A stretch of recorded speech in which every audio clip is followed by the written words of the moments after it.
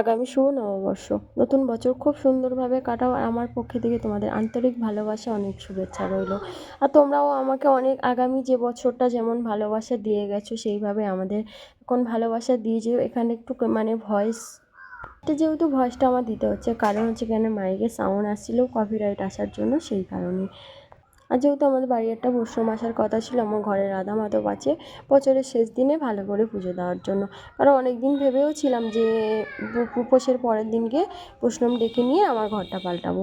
তো এখন আমি বসে আছি সকালবেলা, অনেক সকালে উঠেছি, উঠে কাজ সেরেছি। আর আজকের আমার প্রচুর কাজের চাপ, এতটাই কাজের চাপ বলার কথা না। ভোর থেকে এখন সবে একটু রেস্ট পেলাম ভিডিওটা করার জন্য, মানে ভোরবেলা থেকে আজকে বৈষ্ণব আসার কথা ছিল, সেই বৈষ্ণব আমি এখন যাব স্নান করতে। সকালবেলা থেকেই এখন প্রচণ্ড গরম লেগেছে, স্নান করব, কাঁটা ঝাঁপ দেবো, মানে কাজের শেষ নেই।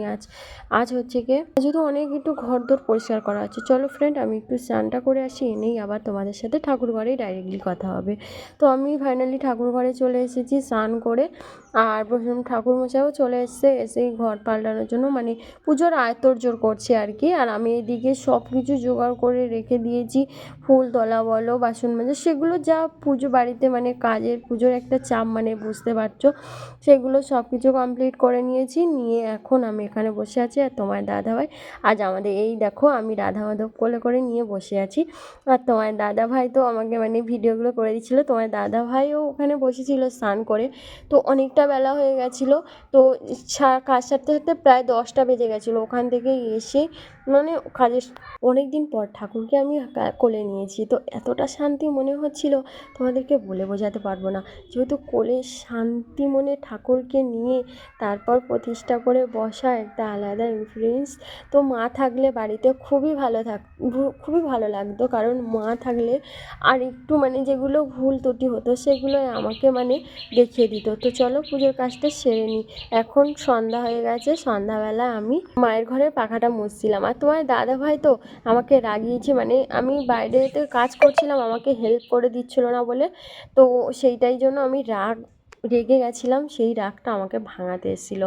এসেই মা বলছে, মা আসার ভয়তে সব পরিষ্কার করছিস না? আমি বলছি না না, মা আসবে তো কী হয়েছে, সামনেই তো কালকে পয়লা বৈশাখে তো ঘর দর তো একটু পরিষ্কার করতেই হয়। আর পাখাটা যেহেতু অনেক দিন থেকে মোছা হয়নি, তার জন্য একটু পরিষ্কার করছিলাম। শুধু মায়ের ঘরটা না, আরও ঘর রয়েছে, আরও দুটো বাইরে 3টে পাখা, ঘরের পাখা, এইগুলো মানে বসে করছে। আর তোমার দাদাভাই আমার প্রচণ্ড রাগাচ্ছিল, আর এতটাই হাত ব্যথা করছিল তেমন রাগও হচ্ছিল।